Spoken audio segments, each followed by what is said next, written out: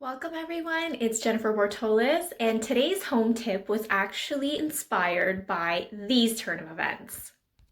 When was the last time you actually checked your carbon monoxide detector? Well, in the middle of the night, this happened.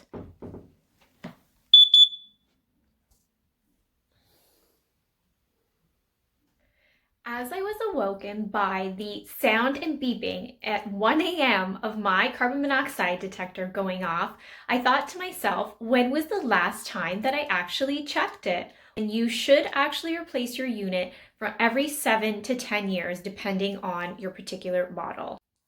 If your unit is beeping every 15 seconds, then that can indicate that you just need to replace the batteries.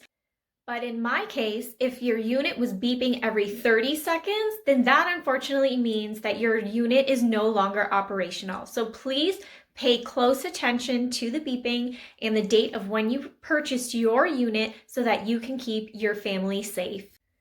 So please be mindful because your unit could actually be in end life mode, but not notify you for a while. And while it's in this end life mode, it actually won't detect any carbon monoxide being seeped into your home.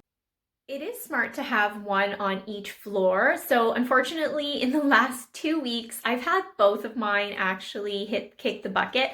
So I'm down to one left and I put it close to the master bedroom, which is the most important place in case you're sleeping. So I better buy another unit ASAP before I find out what bad luck I have, and this one actually kicks the bucket as well. Trust me, this was the end result, and you do have to remove the battery or the beeping will never stop. I hope that you found this tip helpful, and hopefully you're not startled in the middle of the night with your carbon monoxide detector beeping. Stay safe, everyone.